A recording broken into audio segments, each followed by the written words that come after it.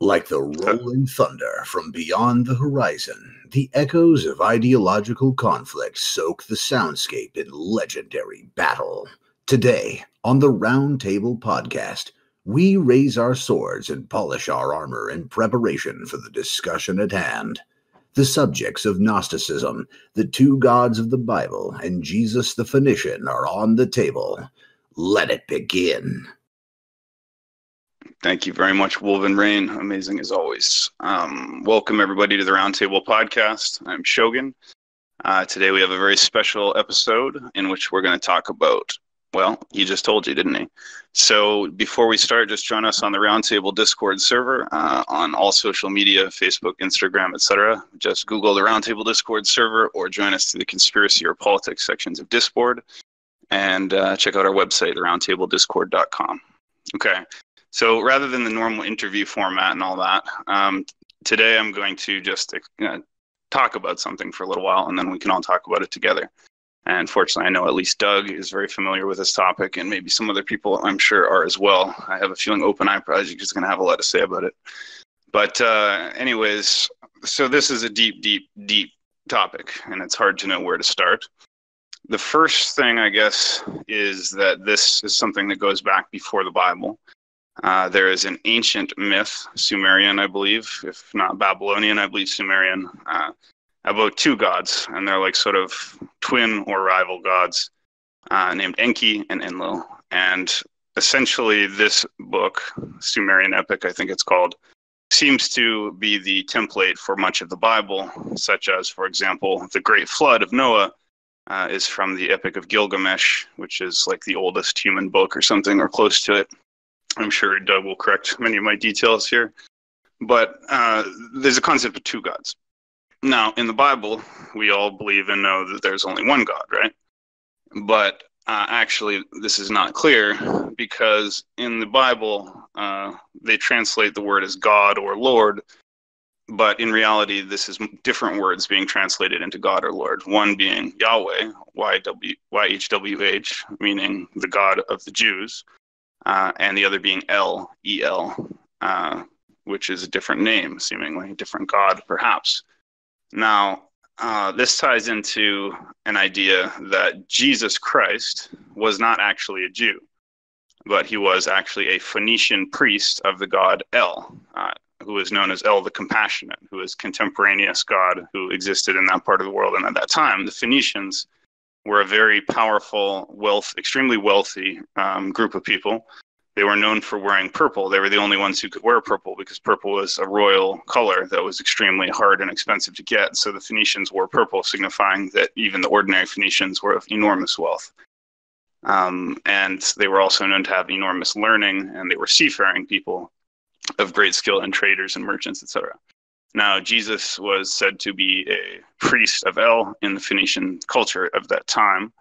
And as a scholarly person and a devout person, he traveled to the Jews. And Jesus in the Bible calls them the lost sheep, to return them to his father's fold. Well, his father being El the Compassionate. So he's trying to essentially bring the Jews out of their religion or reform their religion, which is not compassionate, because it's often been remarked that the God of the Old Testament appears to be violent, jealous, greedy, cruel, wrathful, spiteful, vindictive, etc. Many people have noticed this. Christians themselves often comment on this. And the God of the New Testament, and especially the character of Jesus Christ, appears to be extremely loving, kind, compassionate, gentle, forgiving. And Jesus goes around essentially counteracting and arguing the opposite of what all the Jewish Pharisees and Sadducees thought. But he was so knowledgeable and intelligent that he could use the scripture, which he'd completely memorized, to confound them by their own rules and logic by quoting the scripture in a very profound way that baffled them. And he successfully created the religion of Christianity in the sense that he successfully reformed Judaism to create something more compassionate and perhaps in some sense to restore some sect of people to the correct God, might be one interpretation. So this is not my theory. This is a theory that has been researched and elaborated. There's a book called Jesus the Phoenician, and you can, I'll post all the sources about this later. You can watch YouTube videos and read the book and articles and stuff. So this is just a theory, right? or eighth interpretation. Now, this connects to another concept, which is called Gnosticism. And Gnosticism is a form of Christianity in a sense. It was a mystical and esoteric version of Christianity in a way that existed early on and was ruthlessly persecuted and exterminated by the Catholics and the Inquisition.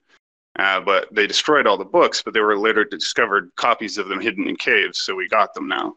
And these are the Gnostic Gospels, etc. And they portray a totally different version of Jesus, or all kinds of different teachings that are lost to the Christians because they're all censored by the Catholics. So there's a potential that Jesus was also a Gnostic and that Christians were Gnostics. The Gnostics believed that the God of this world is what's called the demiurge. And the demiurge is a false god, or pretender god, sometimes depicted as a one-eyed god, which ties into the Masonic one-eyed god. A false god, and this is a false creation, therefore, that we are in now. And this is the concept behind the movie The Matrix, which introduced Gnosticism to the masses, and it is absolutely intentionally a Gnostic parable, right? Matrix is a Gnostic film. And the idea is Matrix, Neo lives in the world. It's not a real world. It's created by a sort of malevolent mind that is perhaps in some sense artificial, like an AI, and is in a sense a prison, right? And the Bible says, and so anyways, the demiurge, sometimes called Yaldabaoth, is known as evil, or a tyrant, kind of evil, insane tyrant kind of thing, blind god. And this world, therefore, is suffering, and we see indeed the world is full of suffering, and we ask why, so this would be why. And then essentially the concept is that the true God exists in a realm outside this, in a true creation. And so now I'm going to tie this into the fact that in the Bible, Jesus Christ describes the God of this world. And Jesus says the God of this world is who? He doesn't say Yahweh or El, he says Satan. He says the God of this world is Satan. This is in the New Testament. And I'll post all these verses, but throughout the Bible it will say, he who rules the world, who holds the whole world in his sway, he who is in the world. These are all titles of Satan, walks to and fro in the world. So now, this is the devil, and this is the demiurge, right? And so we are in his creation. And then Jesus Christ came to earth from his Father in heaven, being El the Compassionate, perhaps, or just the true God. And he descends into his creation to save those souls trapped within it, right? And so that's Jesus coming into earth in the flesh, right? From a higher dimension. And essentially, that's the first part of what I want to talk about. And now I want to open up for discussion, questions, or Doug in particular. I want to give the first opportunity to speak for as long as you want.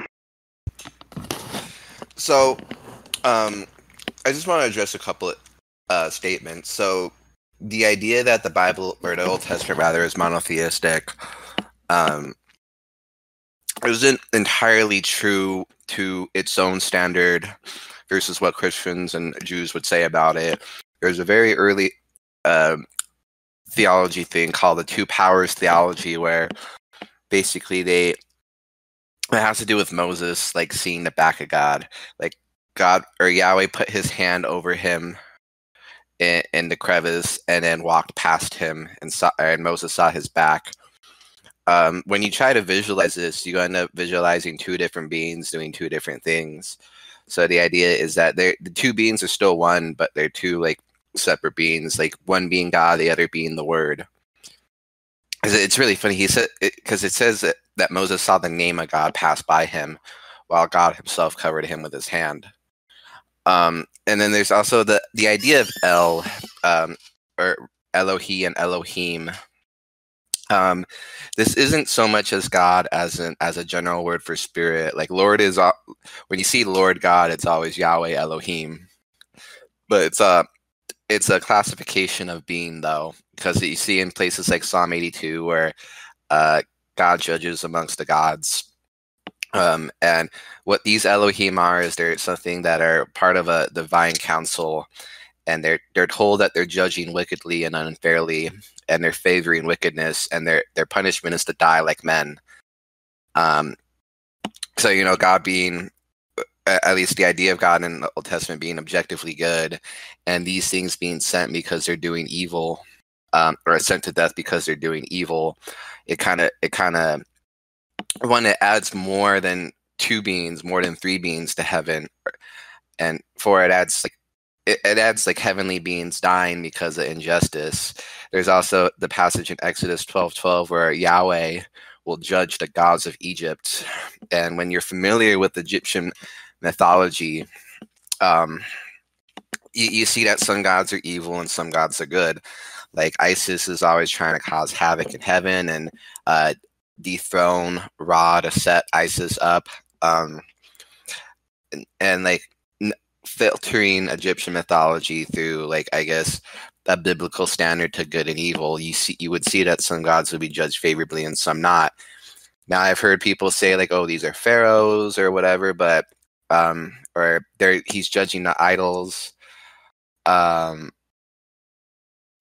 the thing about God is he doesn't judge idols and he doesn't call men gods. He sets judgment on things that are capable of making choices and being responsible for it.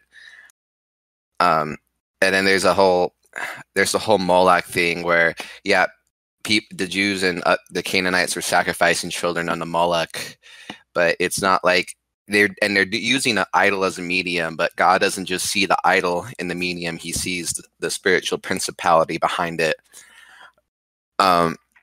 So this idea of divine plurality is really dismissed in, I guess, Christian and Jewish thinking due to, I guess, just poor understanding of the original language, and just wanting to stick to this one true God thing, which isn't a bad thing in itself. I also want to address this idea of justice, like, so in like New and Old Testament. So Jesus, as far as I know, there's only one real spot where he contradicts the Old Testament, and that's where he tells people to eat and drink his blood, eat and drink his blood and flesh, because in the Old Testament, according to every law and every like Jewish tradition, you're forbidden from drinking human blood and you're forbidden from eating human flesh. And this is a big reason why a lot of people walked away from Jesus. But outside of that, he never contradicted the Old Testament. What he did is he took an idea from the Old Testament and developed it further from a seed to a plant. Because in the Old Testament, it says that don't commit adultery. So if I walk around and I don't sleep with someone's wife, I followed one of the commandments of the Old Testament. But Jesus said it's not good enough that you just don't do it. If you have it in your heart, you already did it in the first place. So he took a commandment that was in the Old Testament and he brought it further to a higher standard of righteousness. And then there's the Phoenician thing. So Phoenician is the first language.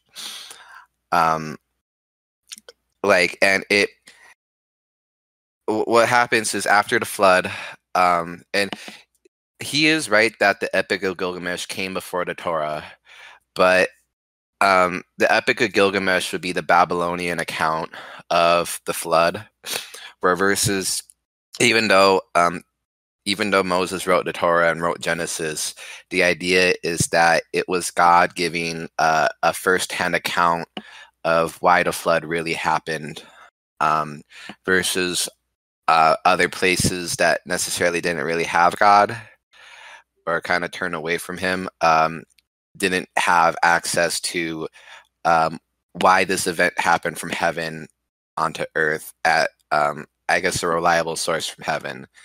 Because the Chinese have a similar myth. The key concept of the myth, though, is that the earth was flooded because of wickedness on the earth. So where was I? I think it's a good point to let anyone else chime in. We'll open it up more for more discussion, and you continue. Thank you, though. That was awesome.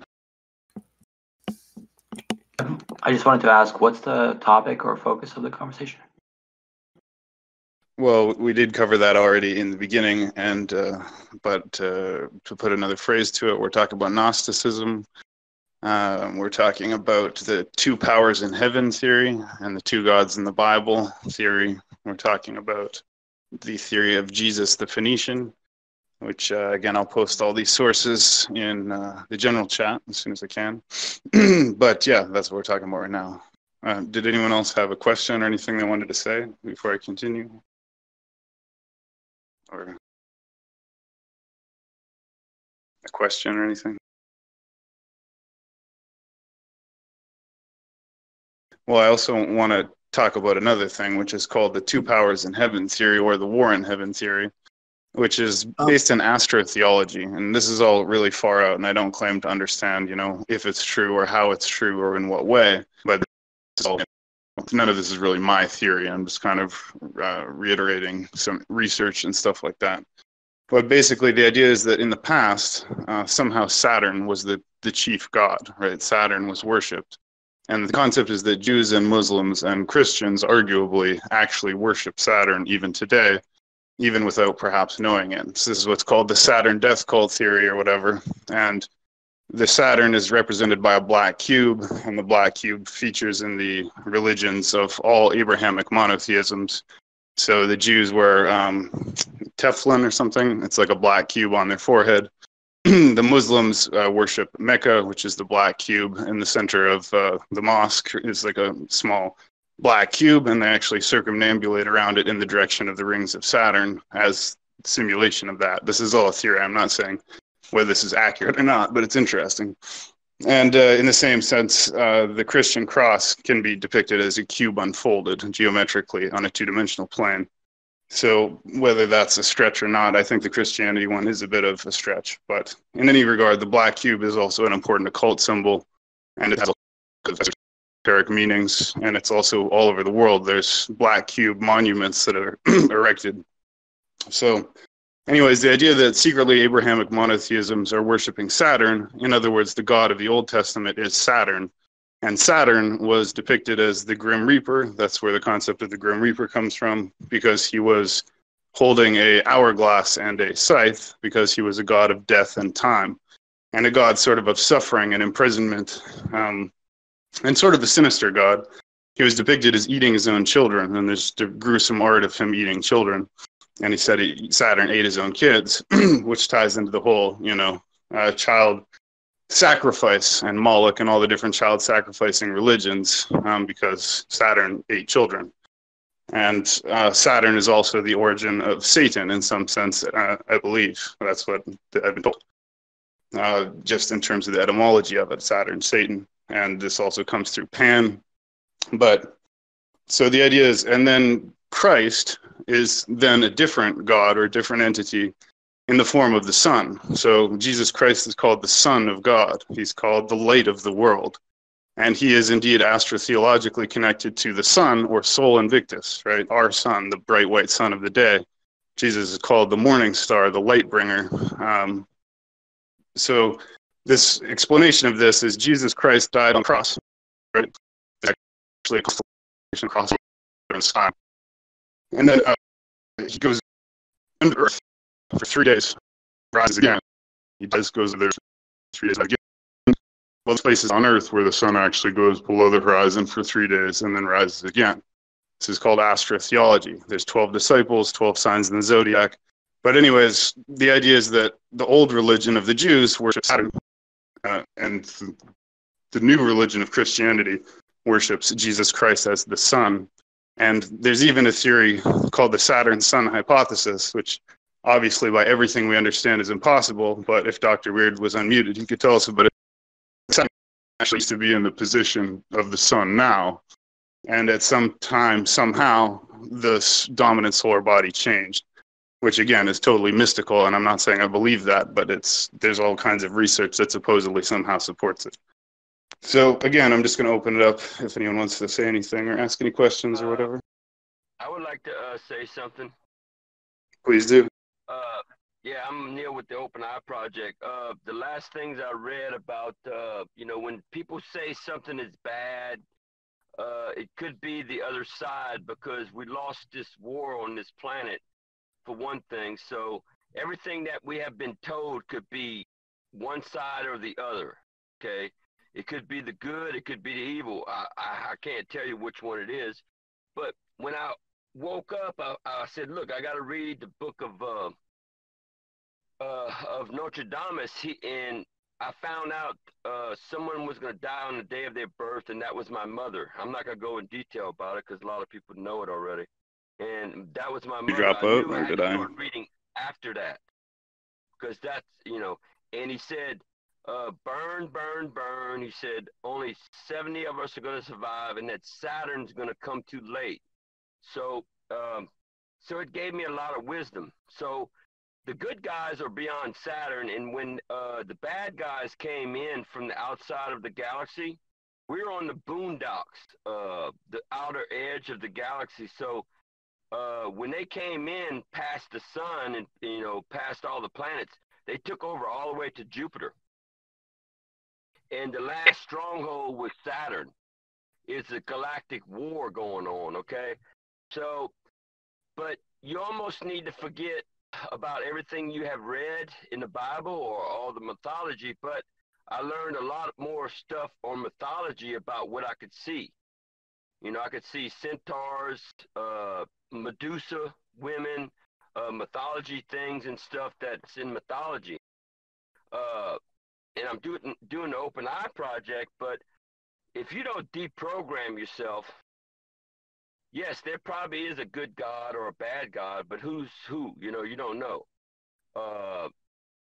And I never seen God, but many people claim that they seen Jesus. But I tell you what, if I round up all of them and put 20 photographs up there of people with long hair and a beard, I bet you not one of them's gonna. Open Eye Project. I gotta stop you because you're gonna hypnotize me. The way you talk is like I just get lost in what you're saying, and I'll totally forget the topic. I don't want But to thank say too you, much, and you can speak again later. But for now, I think we'll Yeah. have to try and get back on some kind of topic I can understand. Yeah. All right. I'd like to address the dichotomy of Jesus in the Old Testament. So, I like to open it with this statement.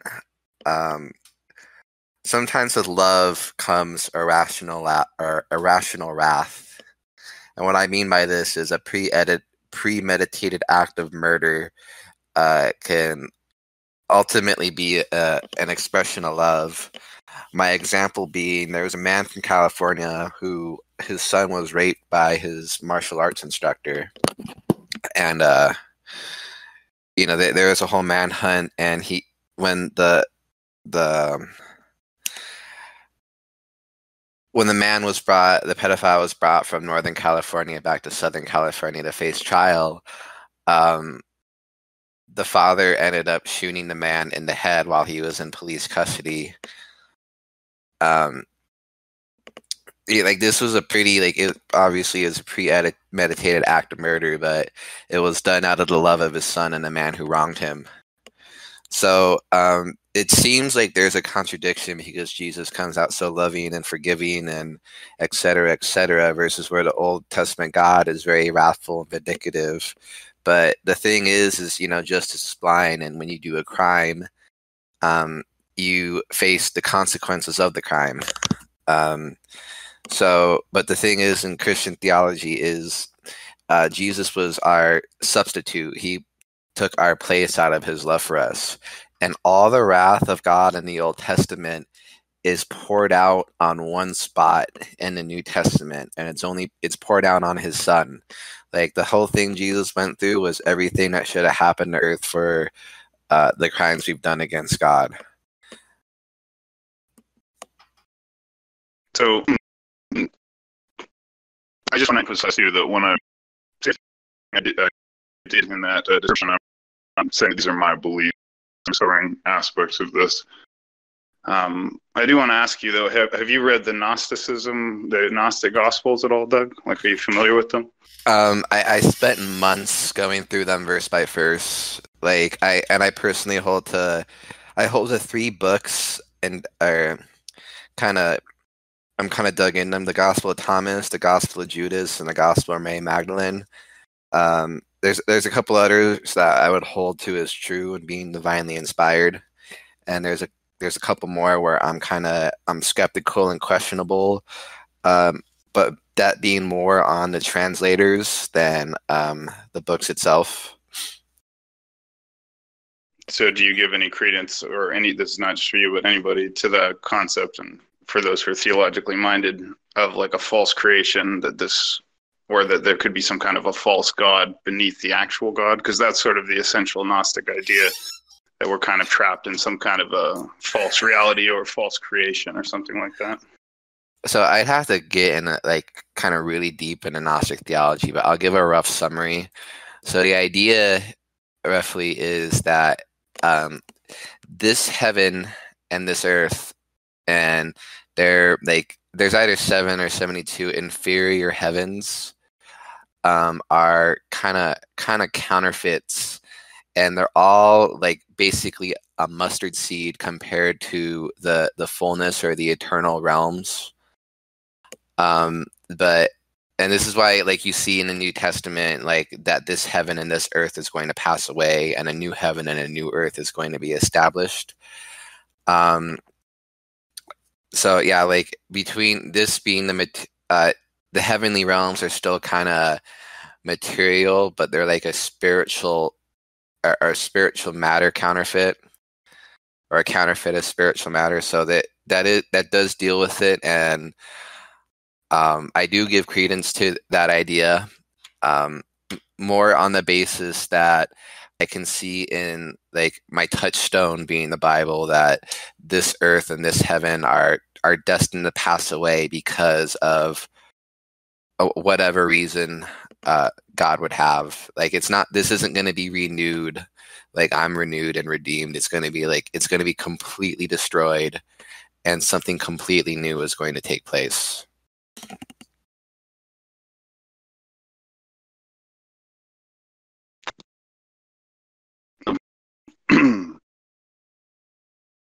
Sorry, I kind of lost in that second. There was a claim that like God touched Moses, or where did you draw that from? It wasn't so much as he touched him. It was more, he just covered him with his hand when Moses asked to see God. You know, he had the phrase like, "No man shall see God lest they die." It wasn't so much. It comes from Exodus. I don't have the passage number or anything. I just know that it's there. And he tells him to hide in his crevice, and he covers the crevice with his hand. And on a side note, since he just brought up the Jesus, the Phoenician, I just like to bring up Melchizedek, because this idea of a Phoenician man and a Phoenician people being kings and priests of, like, the Most High God, El or Elohim, is more likely talking about Melchizedek. Melchizedek, and keep in mind, Phoenician and Hebrew are basically the exact, or not basically, they are the exact same language. There is a transition name from Phoenician to Paleo-Hebrew when, during the time of Abraham, where the Hebrew people were made. But basically, the idea is Melchizedek is a king and a priest, and he worked in this city called Salem, which is speculated to, one, have been Jerusalem, and two, like, the Phoenician Empire would actually have been like northern Africa to a little bit of the Middle East, to basically around that Mediterranean region. And Salem meaning peace in Phoenician, Melchizedek meaning king of righteousness. Yeah, it's not that it would have been Jesus, but there is a biblical figure that that would have been around during the time of the Phoenicians. And Jesus is apparently a king and a priest after his order.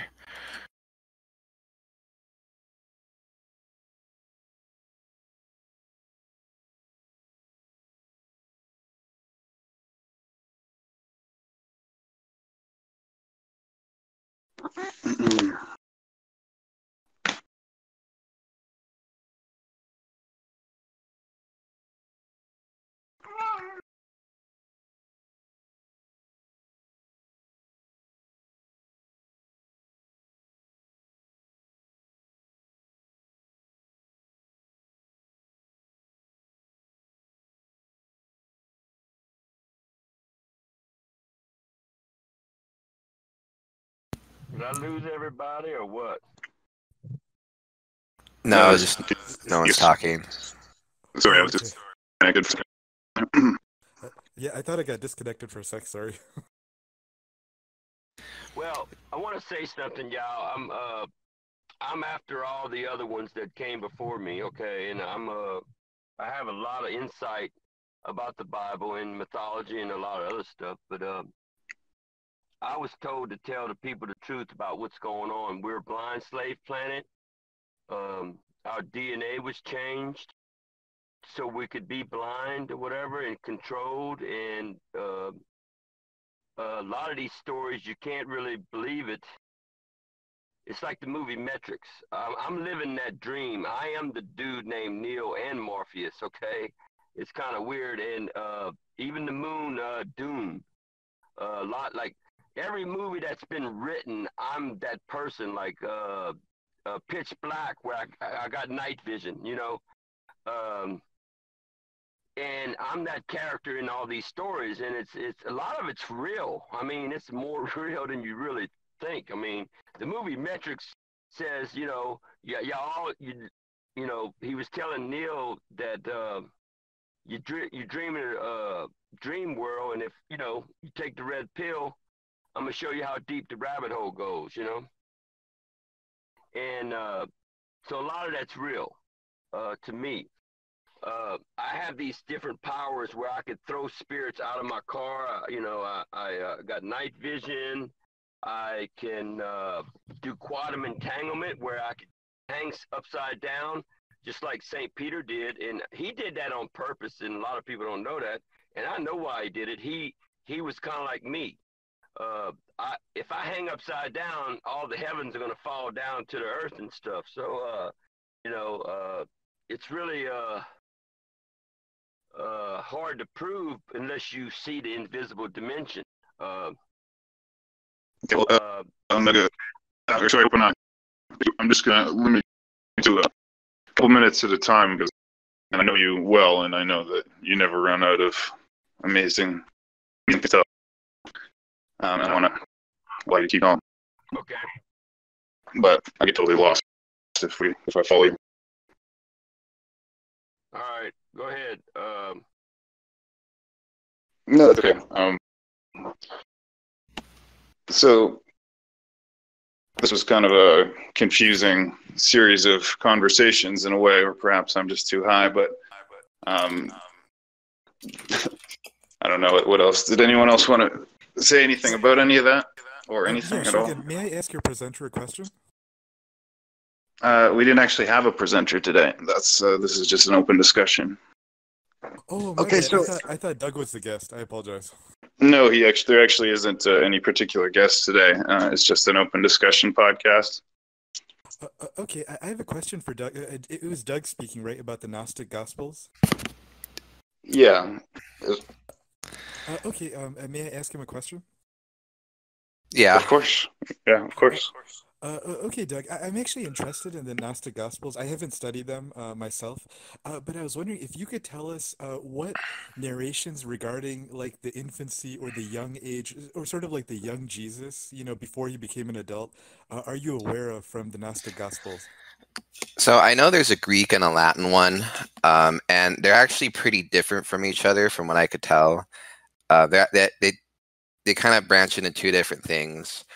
The Greek infancy gospel of Thomas deals with him as a kid, and he does a lot of weird things. He it first starts off with him making when he's 5 years old. He makes 7 pools of water, and then with those 7 pools of water, he makes 12 birds of clay, and he puts the breath of life in them, which is probably like one of my favorite stories about Jesus, because there's a whole parallel with Genesis, in that the birds in Genesis were created on the 5th day. Jesus being 5 years old, and the 12 birds being reminiscent of either the 12 apostles and the 12 tribes of Judah. And a kid comes up and he smashes the pools of water.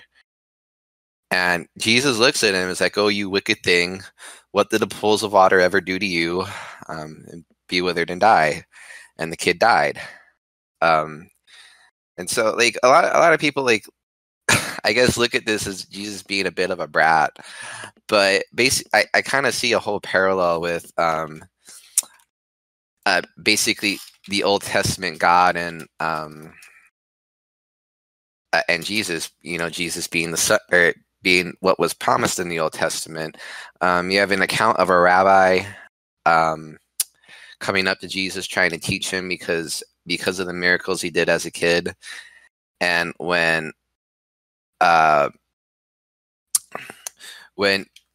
Jesus gave him a whole breakdown on like the first letter, Aleph, which in Paleo Hebrew, it means strength, it means ox, it means a plethora of things. But, Jesus gave him the breakdown on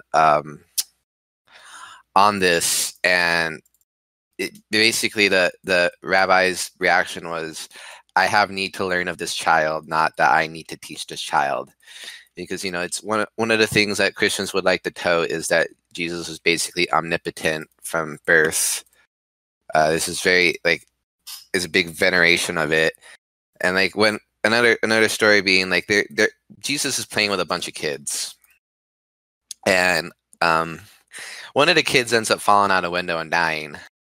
And because Jesus, like to backtrack a little bit, there's another story about how a kid bumped into Jesus and Jesus told him to wither and die, and the kid died.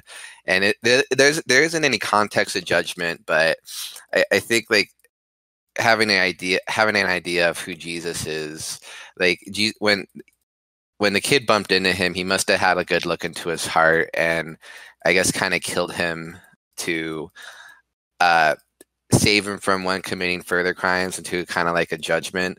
And there's an idea on that I'll elaborate on in a minute if you'd like to know, concerning Peter's daughter. So Jesus has this reputation of killing kids in the towns he lives in, and basically doing just large amounts of miracles even as a child. And what happens is when this kid falls out the window, the people accuse Jesus of killing him, and Jesus says, "No, I didn't kill him. Go ask him yourself." And he raises him from the dead, and he says, "No, I fell out the window. He didn't kill me." And he goes back to playing, and it's really weird. It's there's a whole like I guess kind of child like whimsicality and innocence in it. It's just it's a really fun read. To make arguments against it, maybe not, I guess, against it, because there's one like Bible teacher or teacher of Christianity I really like and follow, and out of like the respect I have for him, I consider his argument that these books are antichrist, because he says that Jesus didn't do any miracles until the Holy Spirit came on him after the baptism from John, because Jesus didn't do any miracles without the Holy Spirit. I don't know how true that is, and it's probably the best argument just on a sense of like being Christian and knowing how like the Holy Spirit operates. It's an argument I kind of have to agree with. Not agree with, but it merits my investigation, and I don't know whether to make heads or tails of it yet. But yeah. Did you have any other questions concerning it, or? Fascinating. I do. For the explanation. Okay. So we go back to the verse you cited. I read the whole chapter, and there's no way to take. Like, I agree that the wording is weird, and I looked at other translations. It's weird in all of them. However, the context for what happens there is God is talking to Moses, and he's saying, "I want you to take your people out of Egypt, and I want you to take them to the land that I promised your ancestors." So they're in the context of a conversation, and he's saying, "Well, I know that you've proven your trust in me." That's Moses speaking to God, and he's saying, "Well, do you trust me also?" And that's the context of the verse you cited, is God saying to him, "This is what I will do when you do this thing." So there's no way to extract a duality of God. I mean, there's just no context there. That's for not that. the verse I'm talking about. I'm talking about when he shows himself. Like, look strictly at when he, when God asks to see, or I'm sorry, when Moses asks to see God, and that you gave me a citation. I went and I found it and I looked at it, and I'm encouraging you to read the context of it. That. As much as I agree context matters, the main point of this is more the event that happens. Like the context of the Red Sea is God delivering people out of Egypt, but when you go read a text, you see that God split a sea in half in order to put his people, or give a way for his people to escape, and then closed it when the Egyptians try to cross. Like, yeah, there's a whole context to that, but the main event I'm getting at is like that was a thing that happened. So just like, the same way I'm trying to describe like the Red Sea splitting in half is the same way I'm trying to decide this idea of like two powers theology. So yeah. Okay, so we'll look at the right before it, the verse right before the one you cited. But he added, "You cannot see my face, nor one can see me and live." The Lord continued, "There is a place near me where you are to stand upon a rock. And when my glory passes by, I will put you in a cleft of the rock and cover you with my hand until I have passed by. Then I will take my hand away, and you will see my back. But my face must not be seen." So like I said, the idea is that there's basically two bodies there. There's a body that where it's attached to a hand, and it covers him as another body walks by him. And but you're not getting that this is not an actual thing that's happening. This is a conversation about what will come. You get what I'm saying? This didn't actually happen. This is a conversation of a future event that will happen. The thing is the event happens like in the next verse. It's a conversation about a future event that's going to happen in the next 30 seconds. It's like me saying, I'm going to take a drink of this cup of tea, and then now I'm going to take a sip of this cup of tea. Like there, I just had a conversation about a future event, and then I did it. Like, because the next verse it says that, or the next verse it describes the event.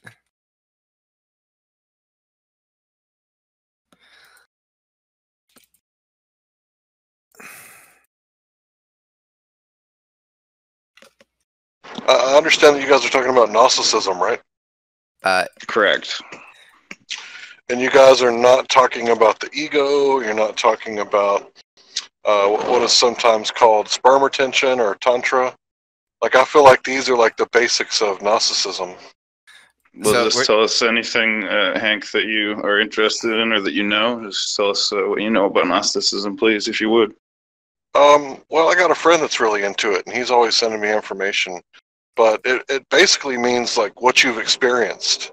And if you haven't done sperm retention and you haven't like completely controlled your ego, where for like a full week, like you don't get pissed, you don't get angry, you don't get emotional, like it's really something you have to experience. So it's not something I can really describe to you, but if you could like remain calm and not spill your seed for a week, like it's basically what, I don't know, I think it's what the ancients were talking about. Even Paul in the New Testament was talking about, abstinence. And, I think there's really something to it, especially the ego thing. Like if you can kill your ego and not get triggered and not become emotional and just all the time stay in a constant state of meditation where you're constantly calm and constantly not too happy, take the middle path like the Buddha says. It's definitely something you can experience if you can accomplish it. That's interesting. It's a different interpretation of Gnosticism than I've heard before. The thing about Gnosticism in general, it's that it's not like, I guess, limited to an ideology. It's a really broad range of topics. Like there's Gnosticism and paganism, and there's Christian Gnosticism. And I guess I wouldn't really call that Gnosticism in like a traditional sense. I'd call it just kind of basic aestheticism.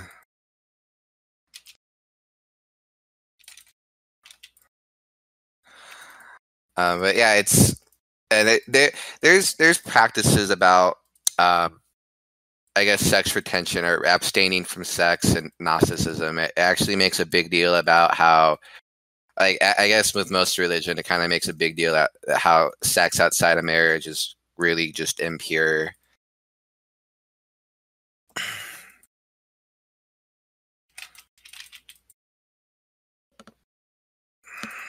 Well, it's just completely open discussion, and if nobody else has anything to say, we can always make it a short podcast.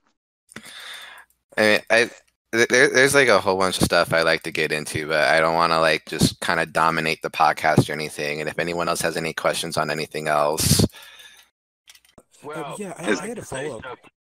Yeah, go ahead, Aziz, please. Thank you. So one thing you said that you okay. So two questions. You mentioned a difference between a Greek and a Latin infancy or set of infancy gospels. I was wondering if you could talk about that. And the second question was, you said you wanted to tie it into some story relating to Peter. I forget what that was. If you could tell us that as well. Over to you. So as far as the other infancy gospel of Thomas, I haven't read it yet. I just when I was skimming through it, I just noticed that it wasn't the same as I guess this Greek or Syriac version of it. There's a big difference in it. And so the only thing I know is that it's like literally like a different book. It's kind of like how, despite Mark and John are about the same stories, they're wildly different in a lot of ways. It's just the same kind of thing.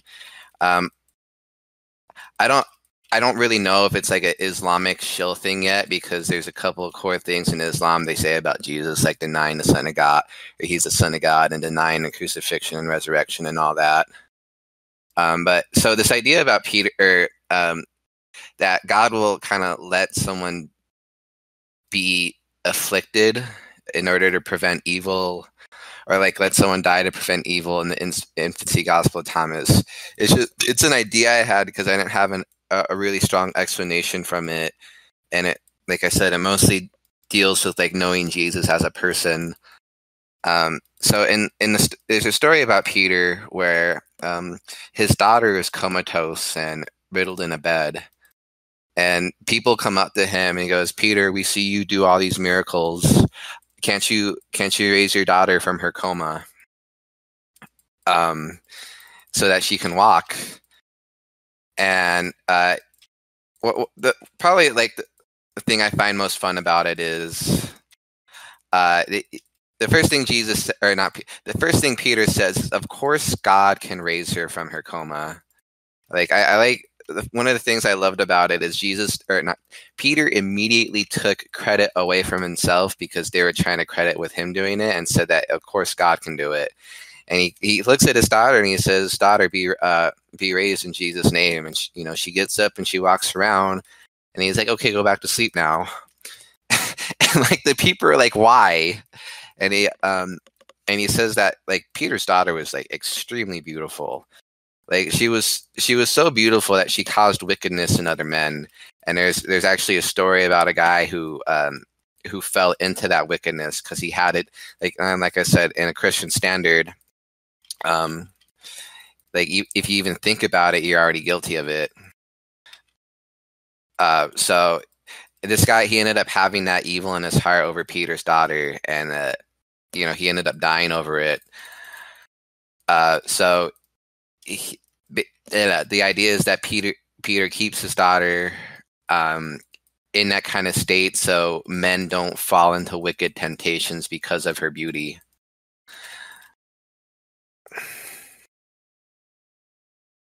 Which deals with God's justice and all that. Fascinating. Thanks for sharing.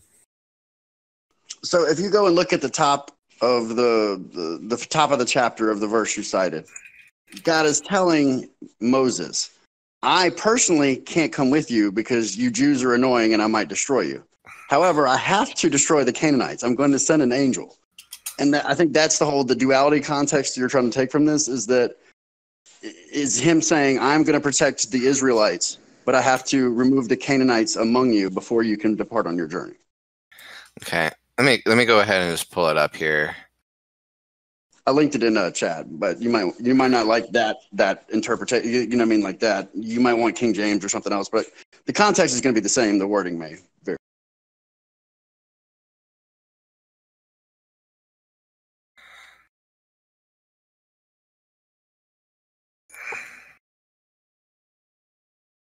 But yeah, feel free to bring up other things you wanted to get into word.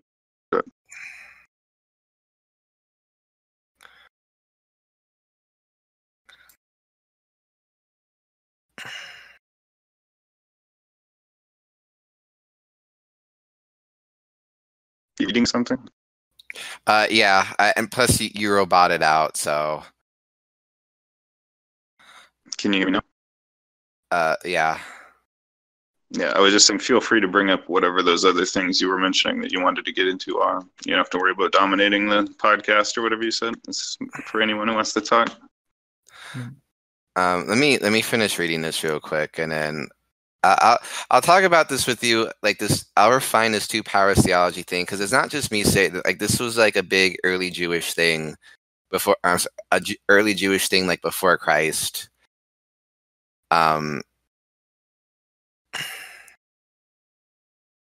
Give me 1 second.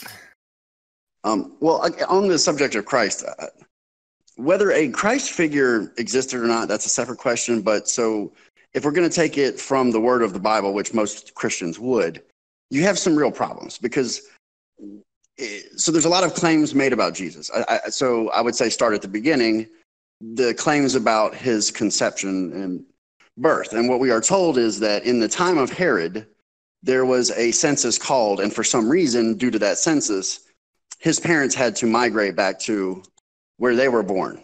And the problem with that is that there was a census in Judea, but Herod died 9 years prior. So he definitely couldn't have been a part of the census.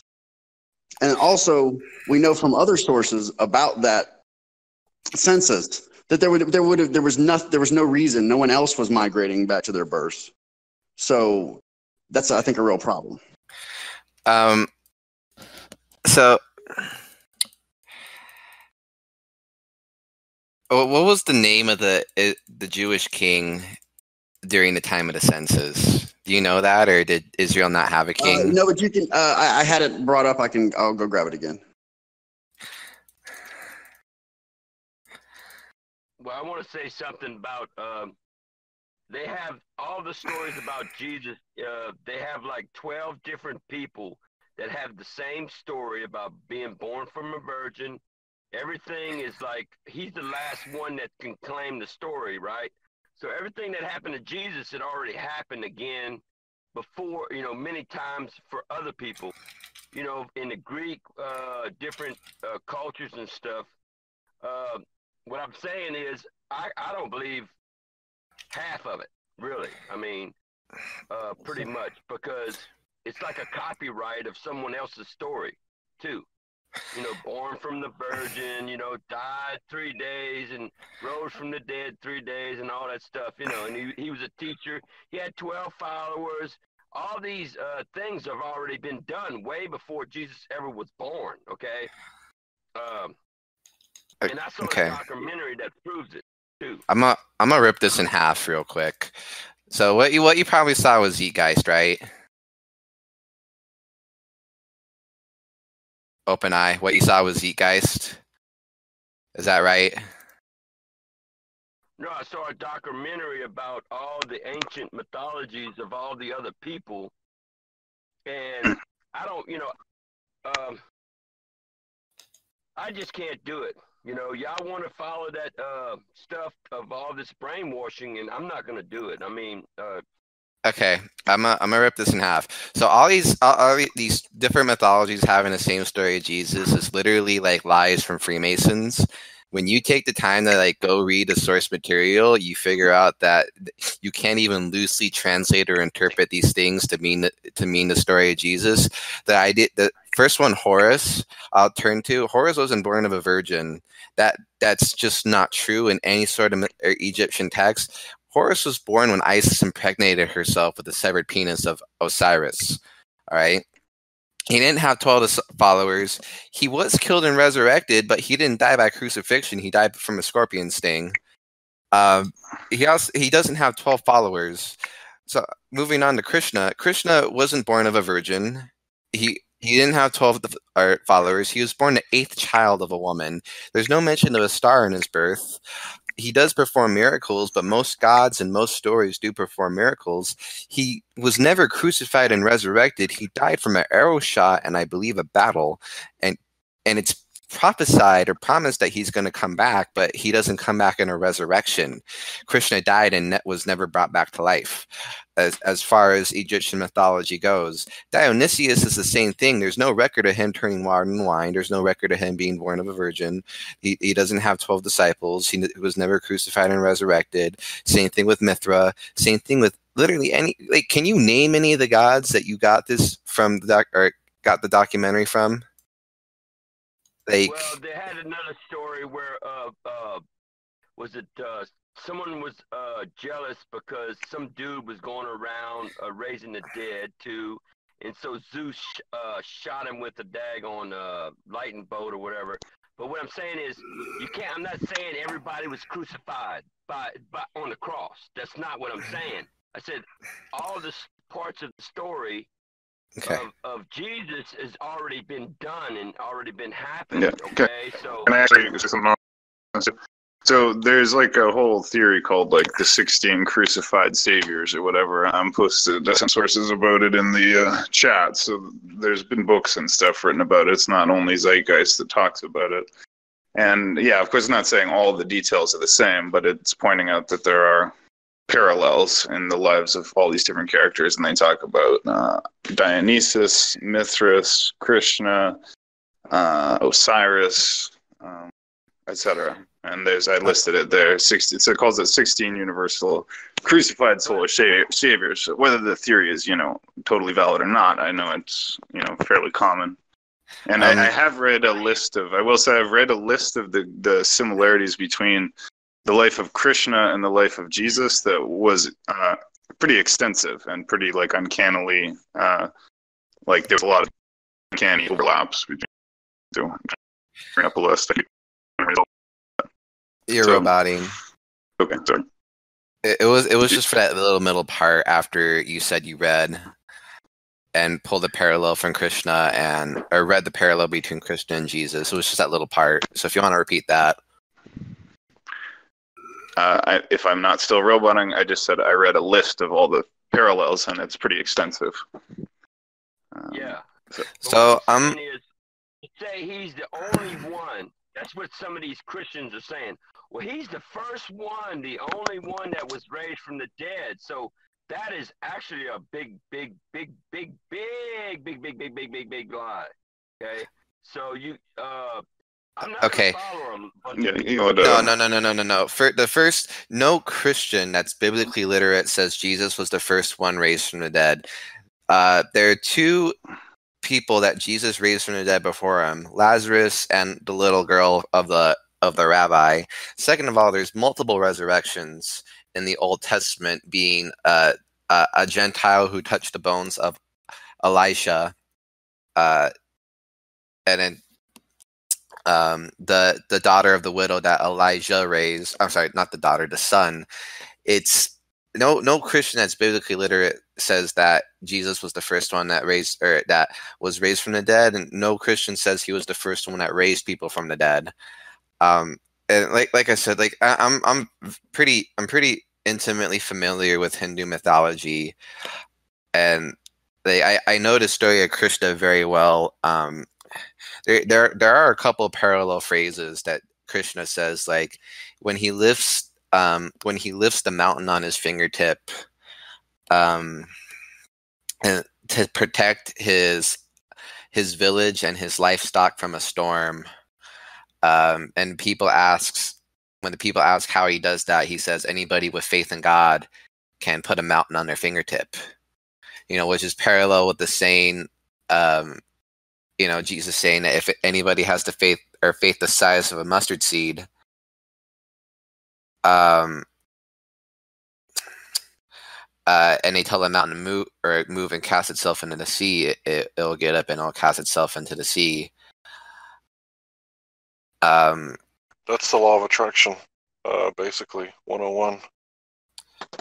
Speaking things into existence and believing things are going to come to you and all that stuff. I believe that's Gnostic. Like I said, I actually told some people to burn up, and they got fucking burnt up, human combustion. So I know it happened in the physical world, and I know if I could do it in the physical world, I could do it in the spiritual world too. So to have the word, they have these people that can just speak the word and it would be done. I told a tree to go up to heaven and tell them up in heaven that I'm down here and stuff. And next day I saw a tree up there in heaven, So, so there, it's not no faith to do with it. It's just if you speak it into existence and it's going to happen, it's going to happen. But some people can't do that, Not all people can. It's nothing to do with faith. It actually has, because I can say whatever I want. If I don't believe it, it won't happen. Like and that's kind of how, like, I guess the law of attraction would work. But I just want to address this article that Shogun linked. The main issue I have with this is, it like I said, it doesn't link any like source material, and it makes a claim and it ends up kind of, I guess, debunking itself. In fact, I guess the only reference I see to, I guess, source material would be, it references the Bhagavad Gita once, and it mentions a few scriptures in Acts and the epistles. Yeah,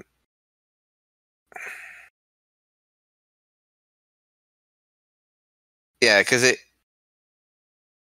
debunks itself, and it corresponds with a few little things. Like, yeah, the idea of Krishna is that he was a son of God, or a son of a Hindu deity. But Krishna is not the second person in the Hindu Trinity. That's actually Vishnu. I don't think Krishna is called Savior. I could be wrong on that. Is my okay right now? Huh? Is my connection okay? Can you hear me? Yeah, a little bit, yeah. It's a little choppy. Okay, never mind then. I'll just listen. Can you hear me okay? You're smooth right now. Yeah, if you can hear me anyway, just tell me if you can't or if it's choppy. Yeah, it's but good some of the ones that I remember, right, is that Krishna was called the Lion of the tribe of Saki, and Jesus was called the Lion of the tribe of Judah. They both had, the one that really struck me is they both had this really particular prophecy having to do with being the seed of the woman that would bruise the head of the serpent, something along these lines, or the seed of the woman that would bruise the serpent's ankle or whatever. This prophecy apparently is somehow attributed to both characters, and it's very specific and strange.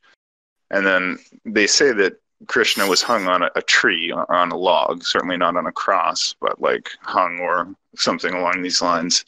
I can't remember more of them now, and I know that some of them I can't find the article. But I do. I just wanted to say, I think that it's very possible that Krishna is Jesus, told by different people with a different language. I always thought that Krishna was Jesus. Like, for example, we call him Christ, right? But that's not really his name, right? His name is Yeshua, also known as Yeshua HaMashiach, right? So it's been said that, like the people in the Old Testament, once the Babylon thing happened, Nimrod had many different names. He was also like Isis and Osiris. That's where the unholy trinity comes from. And all these different names, Apollo, all these different people had a different name.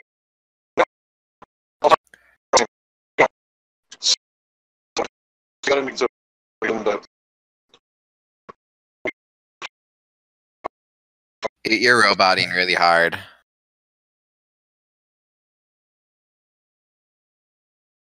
Yeah, sorry, Hank. I think we lost you for the time being. So, it's kind of a different. Somebody said it would make sense to start with the beginning, and that seems agreeable.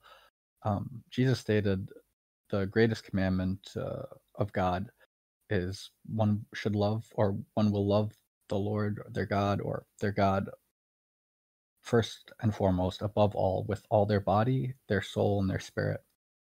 From the Father's Prayer, we can gather, how does it read? Our Father in heaven, hallowed be thy name. Your kingdom come, your will be done on earth as it is in heaven. Give us today our daily bread, and forgive us our debts. And as we also have forgiven our debtors, and lead us not into temptation, but deliver us from the evil one. Earlier transcripts included, for yours is the power and the glory forever. This states that all the power and all the glory is God's. That being the case, the first commandment of God is one that everyone adheres to. The second, being a likeness unto it, states that we shall love our neighbors as ourselves. This is saying we are unified with our surroundings. And based on those two things, we can extrapolate the entirety of the law and the prophets. That in itself seems rather important. Furthermore, the fact that Jesus stated one cannot love two masters would lead one, logically it seems, to the conclusion that should one try and learn anything from anyone, they should wholeheartedly devote themselves to the teachings of that individual. Jesus' teachings also did include that he has come not to call the righteous. He even said, those who are not sick do not need a doctor. He's come to call the sinners. Concerning sin, it's been stated, and this can be seen over and over again, sin, a lot of people would say, oh, it's doing something that's against God's will. One cannot do something which is against the will of something which is all powerful. It is said, if it causes you to sin, cast your arm from, cut ties with your arm, cut it off. For it would be better that you lose a part of your body than the whole of your body. Sin seems to represent something that is unhealthy. Concerning our natural state, when we're born, we're usually naturally healthy. And we know it is always detrimental to somebody's health to do something which goes against their natural ways. Concerning life and death, Jesus stated, or has been cited to have stated in the Gospel of Thomas, that which is living cannot die, and that which is dead cannot become living. So those two things always seem separated. In the Gnostic Gospels, it also mentions that when Jesus was asked, what is evidence of the Father within us? He stated, it is motion and rest. I'm pretty sure that's a Gnostic theme. Or that's in a pretty, what you call it? It's either in like the Secret Gospel of John or the Secret Book of James or something. Where, is that in the New Testament? What you just said? A lot of it was. I know for a fact that motion and rest thing is in the Nag Hammadi. Right. An example of something very similar being stated in the Bible is when it is said, the Spirit is like the wind. We don't know where it comes from, nor do we know where it goes. Well, we don't know where it comes from, we don't know where it goes, but we see that, how it acts. I'll find the quote.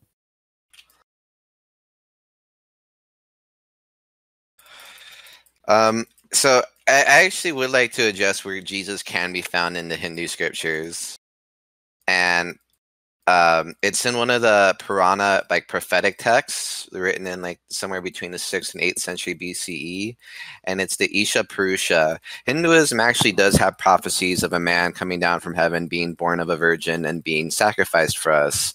And his name is the Isha Purusha. And he one of the things he does is he tells people to worship the immovable one. So there is, well, one of the reasons why, like, I would dispute so heavily that that Krishna is a copy of Jesus, when like there's a couple parallels, but they're very weak parallels at best, is that there's one that actually matches Jesus nearly word for word and verbatim, that being in the figure of the Isha Purusha, which means I believe it means like the living sacrifice.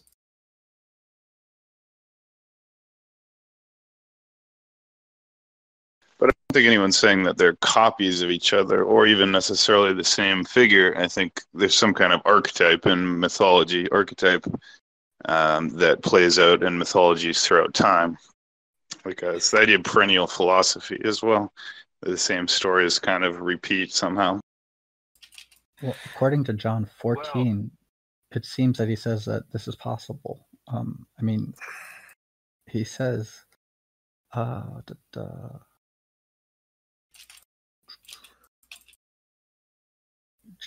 Lord, show us the Father, and that will be enough for us, Philip said. Jesus answered, don't you know me, Philip, even after I've been among you such a long time? Anyone who has seen me has seen the Father. How can you say, show us the Father? Don't you believe that I am in the Father, and the Father is in me? The words I say to you, I do not speak on my own authority. Rather, it is the Father living in me who is doing its work. Believe me when I say that I am in the Father, and the Father is in me, or at least believe on the evidence of the works themselves. Very truly, I tell you, whoever believes in me will do the works I've been doing, and they will do even greater things than these, because I'm going to the Father, and I will do whatever you ask in my name, so that the Father may be glorified in the Son. You may ask me for anything in my name, and I will do it. If you love me, keep my commandments, and I will ask the Father, and he will give you another advocate to help you and be with you forever, the Spirit of truth. The world cannot accept it because it neither sees it nor knows it. But you're aware of it, for it lives within you, for it lives with you and will be in you. You won't be left alone as orphans. I will come to you before long. The world will not see me anymore, but you will. Because I live, you also will live. On that day, you will realize that I am in my Father, and you are in me, and I am in you. Whoever has my commandments and keeps them is the one who loves me. The one who loves me will be loved by my Father, and I too will love them and show myself to them. Anyone who loves me will obey my teaching. My Father will love them, and we will come to them and make our home with them. So, again, in conjunction with the whole fact that he came to call the sinners and not the righteous unto repentance or to change their mind, to have realized that already is the equivalent of, the master isn't greater than its disciple, nor is the disciple greater than the master. It is enough that the disciple be like the master and the master like the disciple.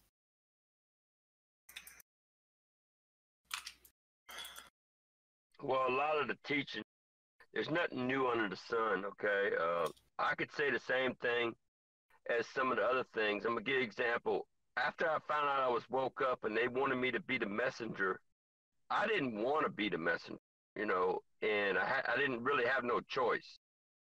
Then I realized I was going to be sacrificed on the earth, and my blood was going to be sacrificed, my body was going to be sacrificed to be this messenger on earth. And that's all that it is. I'm not asking y'all to drink my blood. I'm not asking y'all to eat my flesh.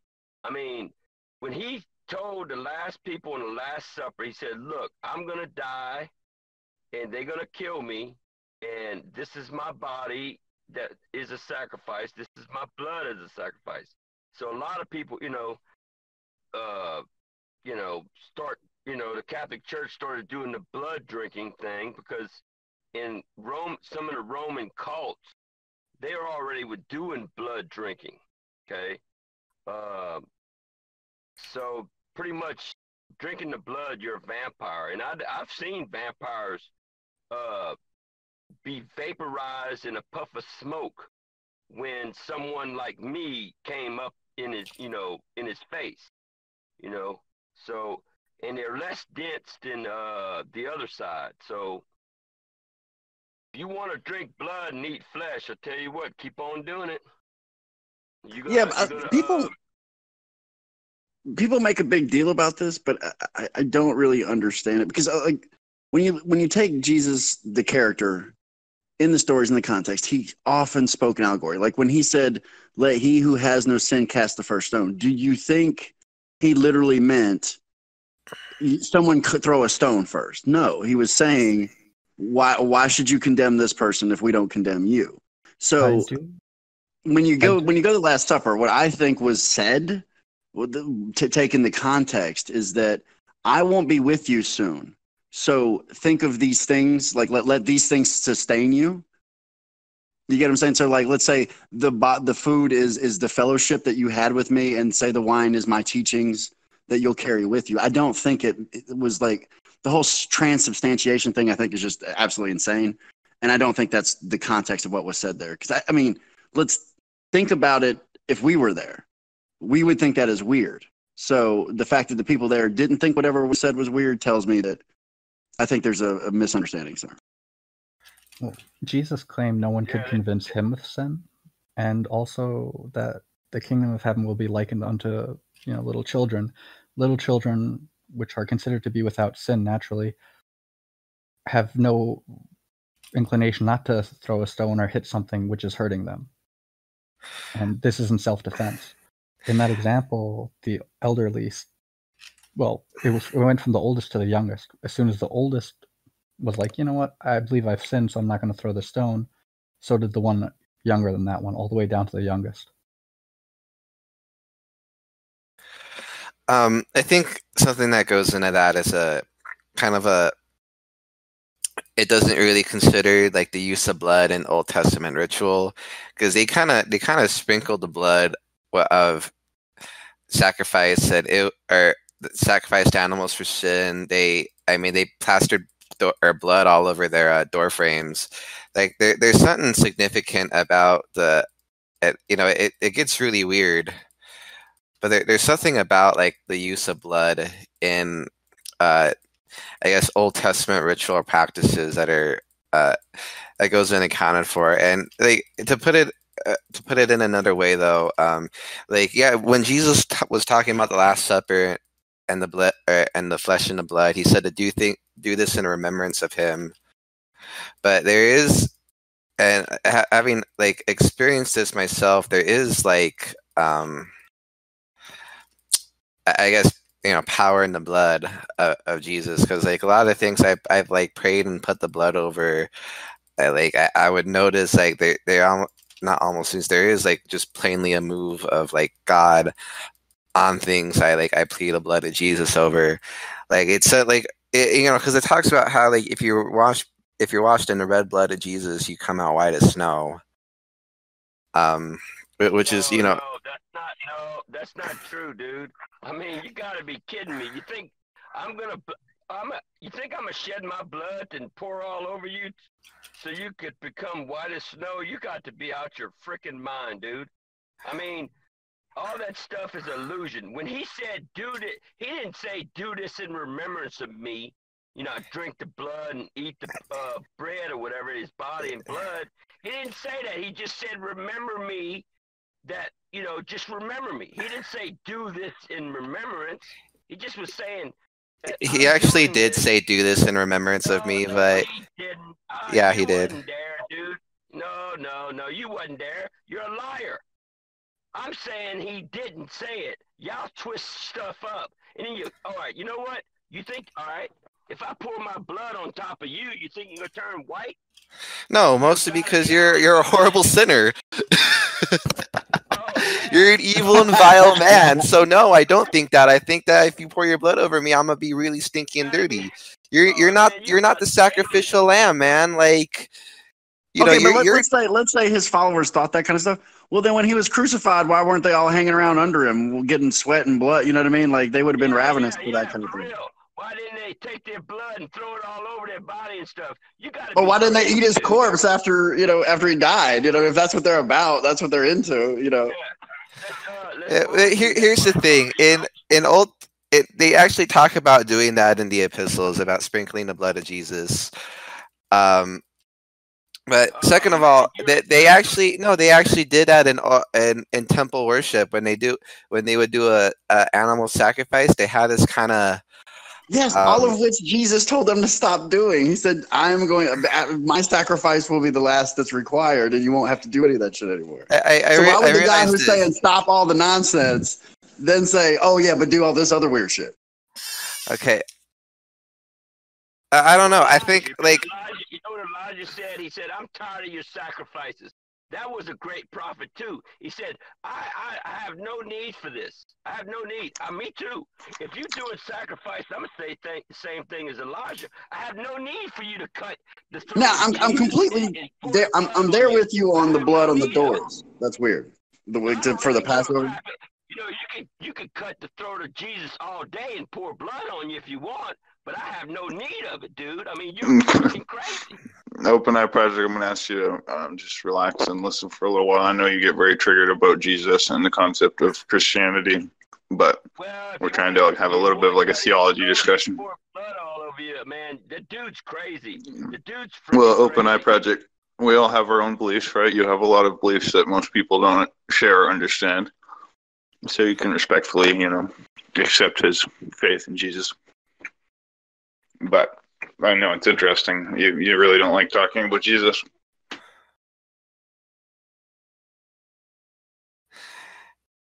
Anyway, it's a common theme in all theology, not just exclusive to Christianity, that blood pays for sin. That's why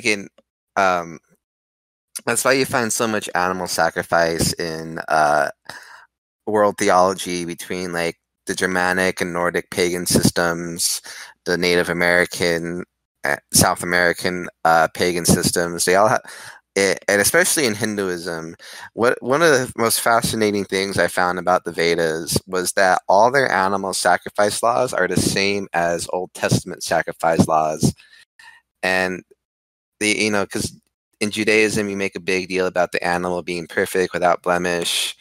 In the Vedas, they push it a step further, and probably one of the most interesting animal sacrifice laws I ever found was that the animal that's going to be sacrificed must be rejected by its brood, which I spent like weeks thinking about this, like what it looks like for like a litter of sheep to be rejected by its brood, and then like to choose that one for sacrifice, and like checking it for blemish and all that.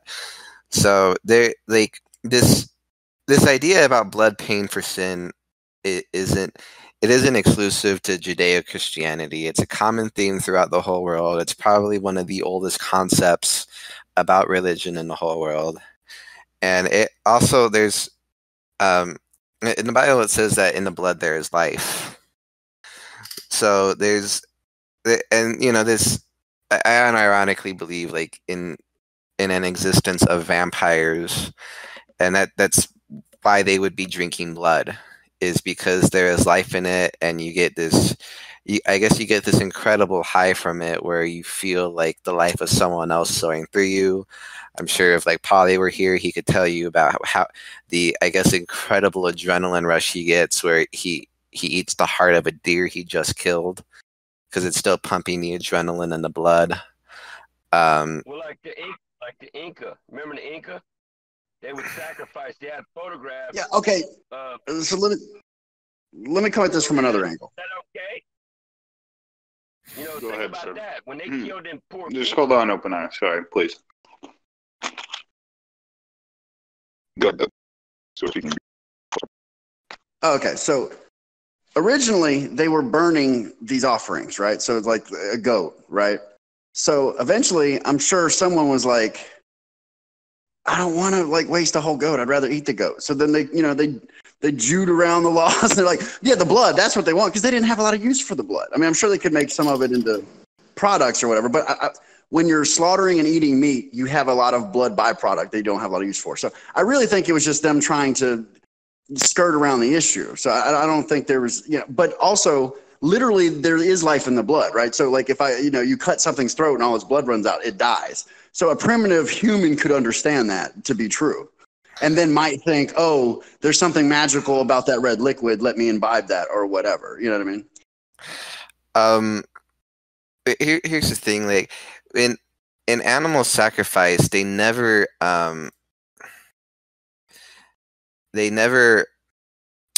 whatchamacalls it. They never ate the meat of the animals they sacrificed. They always burned it. Like I get what you're saying about using the whole animal, but in laws of animal sacrifice throughout the world religions, they used the best animal they had, and then they didn't use any of the body parts, any of the bones, any of the flesh for any of its own practical needs. It's actually like that's a big thing in the Levitical law in itself, is that when they use the best animal, they burn the fat, they burn the flesh. They don't eat it or anything. They set it apart for God because the whole sacrifice was for God. Yeah, you're making my point for me. Initially, an offering was you burn the whole animal. No one gets to eat it. No one gets any use of it. You have to sacrifice this in order to get whatever you want, like a good harvest. Eventually, we know for some reason it goes from that to then all of a sudden being concerned with blood. And then we also know later on, I mean, we can even go in recorded time that people started using the blood instead, and they would eat the meat. So I really just think it's people getting more and more lax, especially if you're poor and you don't have that many goats to give up or whatever. You're like, okay, I can either make a sacrifice or I can feed my family. When you get into that situation, you're definitely going to start looking for ways to, skirt the issue. So, I don't know if this is getting off topic, because I've had issues where it was just that, considering, like, I guess my financial offering, and I don't want to get in like a huge story or anything, but like when I would make a choice to like make my tithe and offering versus pay the bill, long story short, my needs were met above and beyond. Just to like, so and yeah, people do get more lax over it, but like, so just to build on the point you're making, like when Israel was, like, I guess, becoming lax and not doing the sacrifices the way they're supposed to be, they end up facing kind of huge repercussions. Like, so I don't know. Okay, so let's take it for instance, right? So if we know Cain and Abel, they both had to burn the offerings, right? That one guy had to burn his vegetables, the other guy had to burn his goat. Then we get to the Passover. They said, put the blood of the lamb on the door. Why not? Why did they not have to all burn a goat in front of their door? You see what I'm saying? So we can see in just the chronology of events in that story, the law got lightened. And then Jesus comes and makes it way lighter. You know what I mean? That's the progression, is that things were more intense and they get, more lax as you move forward in time through that chronology of those stories. I think I had to disagree with the assessment of lighter or versus heavier, mostly because they have to, like, just the amount that they had to sacrifice for, like, the blood on the door in Exodus was really absurd. And second of all, when it comes to Jesus, it isn't made any lighter. He doesn't just meet the animal sacrifice laws, like bones never being broken. He kind of takes the whole thing up a notch, and it's not just a sacrifice of a lamb; it's a sacrifice of a human being that followed all the 613 commandments of the Torah. Like, it's made, the requirements are made incredibly more strict, and not only that, the degree of righteousness a Christian is supposed to live by in the New Testament, like, I guess it kind of exceeds in its own way. I don't know how you take that. So one, yes, you're right. The him sacrificing himself, that's a big ask. But that's so that no more sacrifices would ever be needed. So that's a lightening of it. You can say it was a bigger price for him, but all of his disciples has been a lighter price. Then, separate from that, the difference between a Christian and a Jew is over 500 and something commandments, right? So they have to follow the 613. We only have 10. You know what I mean? Jesus made it real easy for us. We have two, but like I said, the degree of righteousness we're to live by is it exceeds what a Jew has to live by, because we're held to a higher standard, and two, there's the whole we're actually supposed to, like, literally sacrifice ourselves and present ourselves as living sacrifices. So it's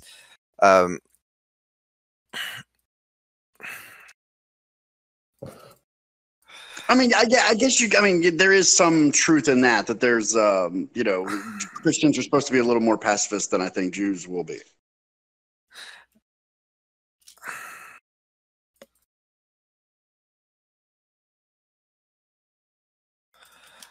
I wouldn't say pacifist, because we're quite literally promised that that a war is being waged on us. 2, we're supposed to be fighting in this war. And 3, we're gonna lose the first battle of the war, but we're gonna come back and I guess mess stuff up even more than than how we got messed up. But now you're talking end of days type stuff and Armageddon. So that's not a burden everyone pays. That's only the people that are caught up in that have to pay those prices. There's a whole coming down from heaven with Jesus as his saints in an army. Yes, but that's Armageddon. We're not. Is that happening now? Okay, well, maybe now's a bad example, but was that happening 10 years ago, 50 years ago, 100 years ago? Not really. It's been happening for a long time, y'all. I've been fighting this war ever since I found out. Y'all have to understand, I'm the last testament, I'm the one that sees. I am not a negative civilization person no more. I'm in the plus sign, okay? And the reason why I'm doing the Open Eye Project, to let y'all understand your thinking. Your thinking is really crazy. Like this one kid that was talking about doing this blood ritual stuff by pouring blood on this and that. Isaiah said, I am sick and tired of your blood sacrifices. Who was he? Was he the Christ? Was Moses the Christ that y'all talk about? Am I the Christ? Y'all don't know. You claim that you know who the Christ is, but if I burn up the Christ and all the damn false idols you have, what you have then, if they're burnt up, they don't exist. Because I did a burn sacrifice. I burned, if I got to burn all of y'all for the great sacrifice because you're stupid and dumb, let's do that too, because I'm really, I have not much patience. And if Jesus came back, he would have no patience with y'all neither. What did God tell Moses? He said, I can't stand these people. They're freaking stiff-necked people. If he would have chose any other people too, just like America here, if he'd have chose any religion on the face of the earth, y'all all a bunch of stiff-necked people. I wouldn't think he would say that. He would be disrespecting the creatures of God that made. I wouldn't think that God would make very dumb, stupid, strict creatures. Wouldn't you think so? Well, you got to understand, this darkness I'm fighting, one day y'all going to say, oh, wow, look, everything he said was true. This war that's going on with this is not no climate change that's happening. This ain't nothing to do with prejudice, all this stuff they're talking about on the news and stuff. This has to do with World War III and freaking warfare with poison, viruses. And I told people, I said, a year and a half ago I said, this stuff is going to happen. And I'm telling y'all, a lot of other stuff's going to happen. The best thing it happened already before. There's no excuse for it not to happen again. Like the swine flu, the AIDS, the H1N1, many things happened before. We already been through 2 world wars. World War III wouldn't be so surprising. People are predicting this shit. It might happen, it might not. It has nothing to do with the evil that you're speaking of. If there's only one evil people, it's the evil humans. Right now, I'm telling you, there's going to be World War I going to happen. It's happening. It's been happening with me. I've been fighting this darkness for a while. And World War I is going to be burning of the atmosphere, maybe 20 feet, 10 feet above the ground. And we're going to have to burn everything. So this virus is a great stepping stone that they're going to have to say, okay, We're going to have to evacuate cities. We're going to burn the cities up. All this virus is in the, like that nursing home. The whole nursing home was infected. Don't you think once they get them people out, they're going to have to burn that darn place or something? It's completely infected, you know, the building. So that's a great stepping stone. I mean, we might get to, I might get my wish. I might get my prayer that we're going to burn this stuff up. And I can see it happening because I see something, a window of opportunity that, hey, maybe we might just start burning some of this stuff up. This virus, right? You understand what I'm saying? So I just wanted to tell y'all that. You can look at Open Eye Project. I teach people how to open your eyes and your consciousness. And I can't listen too much about this stuff, about your opinion about God or your opinion about Christ, because you've been fed a lot of completely darkness of about a lot of this stuff. Okay, I don't believe not one. I burnt. You know what I did? I burnt the Bible before too. Okay, so I burnt a lot of other things too, and I'm gonna keep on burning. Okay, but I gotta leave, y'all. Let me summarize before you leave. Let me summarize before you leave. So you got all the truth, and you got everything right, and everybody else is wrong, correct?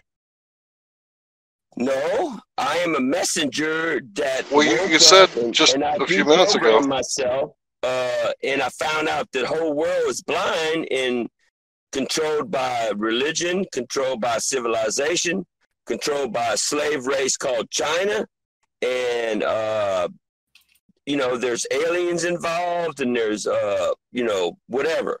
But there's too much to tell you at one time. But my consciousness is way beyond. I'm not a human, okay? I'm not. Humans are blind. I mean, humans are the like a small grain of sand compared to mankind. They have more types of mankind that's way, way, way more intelligent. The human race is at -0. I'm in the plus sign, okay? Way up there. So, but it's like talking to ants or a grain of sand, you know? You know there's no such thing as -0, right? The time of Jesus, I'm going to tell you the time of Jesus, it was -3 civilization. They actually started at -9 when we lost the war. They took all knowledge of everything. Bam, nothing. It started all over again.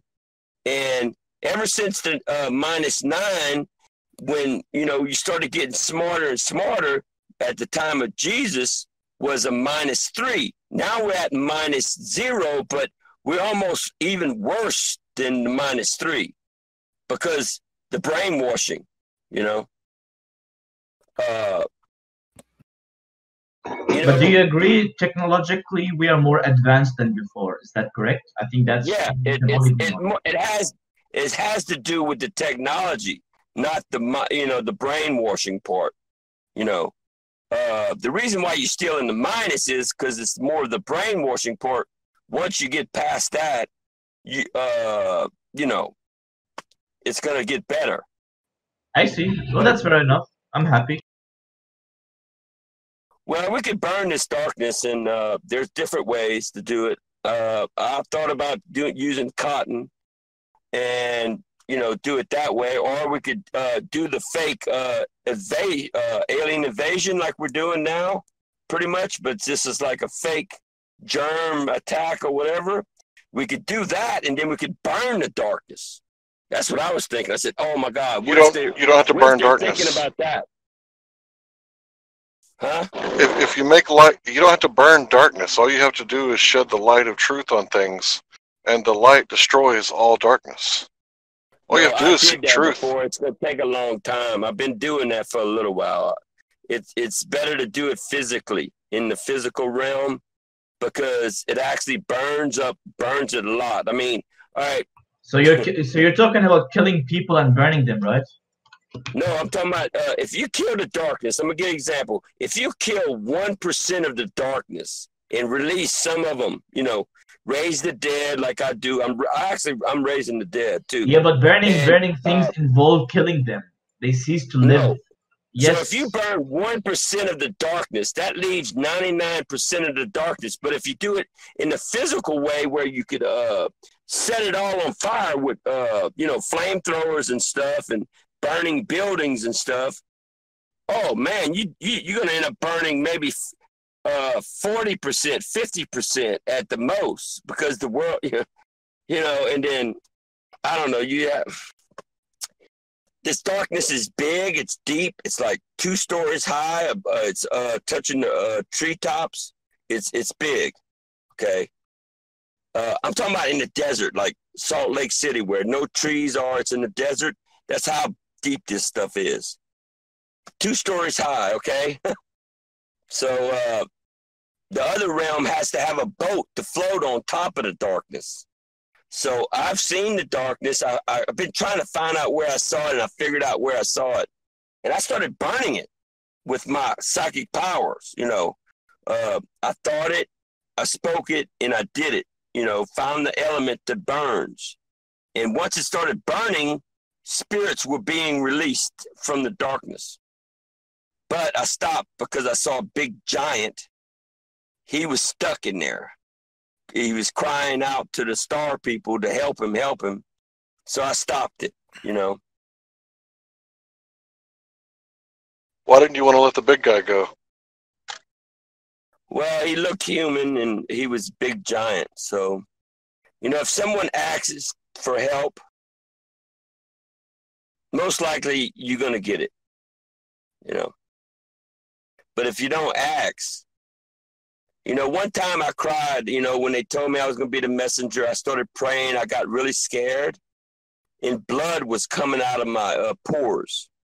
Okay. After that happened, the part of being scared stopped. I wasn't scared no more. I was really scared, afraid, you know. And when I saw the blood coming out of my pores, I like freaked out. I said, what the hell? You know, oh my God.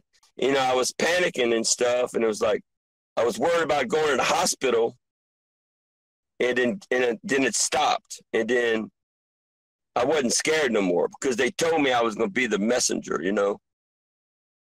And you know why I got scared? Because no one was going to believe me. I told them, I said, I don't want to be the messenger. I'm going to be rejected. And the prophecy says I would be rejected by my elders or civilization or whatever. And I knew this was going to happen because no one's going to believe what I'm seeing, you know. So I will be rejected from the elders. You know, you could say the same darn thing you said about all the rest of the people in mythology. Everything's happened to me. All right, I'm going to give an example. The movie Matrix, okay? The movie Doom, the movie Star Wars, Luke, the movie of Pitch Black. Everything is me, is my story, okay? So figure that out. I'm Superman, I'm Thor, I'm this person, I'm that person. I'm all these good hero people. Everything that they do, I could do. Even they better. Save people, they don't burn people. Wait. I'm going to go ahead and end the podcast right here because we're getting way off a topic, and we've actually been off topic of the podcast for like the last 20 minutes. So I'm going to do an outro, and then we're going to stop the bot. Thank you for joining us on the Roundtable podcast. You can find us on our social media. You can find us on Discord. Through Conspiracy and Politics, or you can just Google the Roundtable Discord. Thank you for joining us. Have a good day.